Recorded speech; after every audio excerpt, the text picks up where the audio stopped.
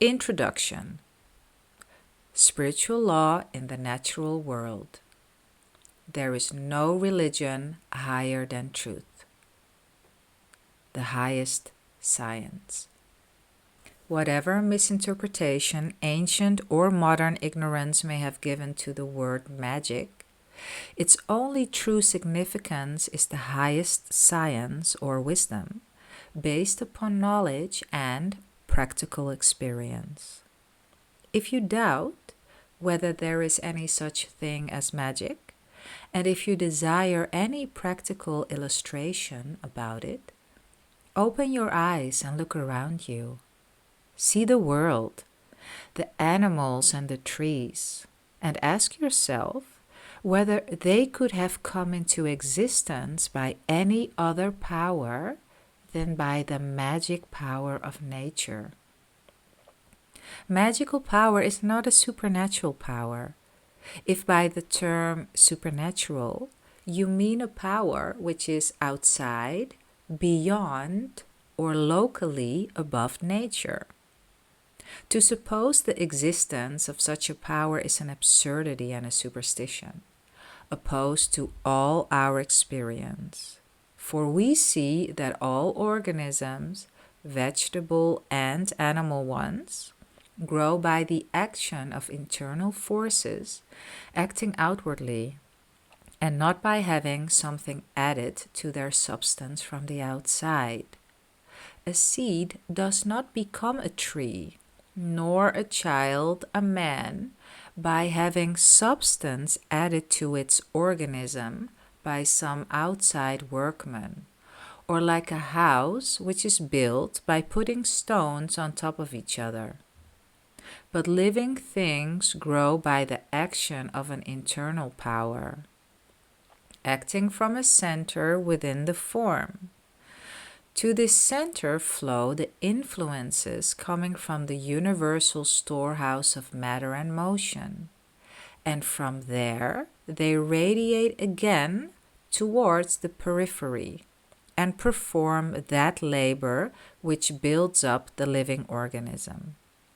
But what else can such a power be except a spiritual power, because it penetrates to the very center of material things.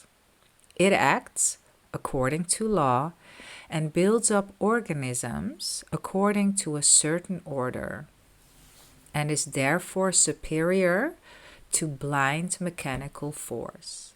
It cannot be a mere mechanical force, for we know that a mechanical force ceases as soon as the impulse which originated it ceases to act, while the stream of life is inexhaustible, and only the forms in which it becomes manifest die. It cannot be a chemical force, for chemical action ceases when the chemical combination of the substances which were to combine has taken. It must therefore be a living power, and as life cannot be a product of a dead form, it can be nothing else but the power of the one life, acting within the life centers of the forms. Nature is a magician. Every plant, animal, and every man is a magician, who uses his powers unconsciously and instinctively to build up his own organism. Or, in other words, every living being is an organism in which the magic power of the spirit in nature acts. And if a man should attain the knowledge how to control this power of life and to employ it consciously, instead of merely submitting unconsciously to its influence, then he would be a magician and could control the processes of life in his own organism, and perhaps in that of other beings. Now the question is, can any man obtain such a power as to control the processes of life? The answer to this question depends on what you mean by the term man. If you mean by man an intellectual animal, such as we meet every day in the streets, then the answer is no. For the majority of the men and women of our present generation, including our greatest scientific lumens, know absolutely nothing about their own inner nature or about the universal power of the one life. And many of them have not even made up their minds whether or not they will believe in the existence of their own soul. They can neither see it nor feel it objectively, and therefore they do not know what to make of it. But if you mean by man that intelligent principle, which is active within the organism of man, and which constitutes him a human being, and by whose action he becomes a being very distinct from and superior to animals, in human or animal form, then the answer is yes. For the divine power which acts within the organism of man is the same and identical power which acts within the center of nature. It is an internal power of man and belongs to man's true self. And if man once knows all the powers which belong to his essential constitution and knows how to use them, then he may enter from the passive into the active state and employ these powers himself. Absurd as it may seem, it is nevertheless a logical consequence drawn from the fundamental truths about the constitution of man.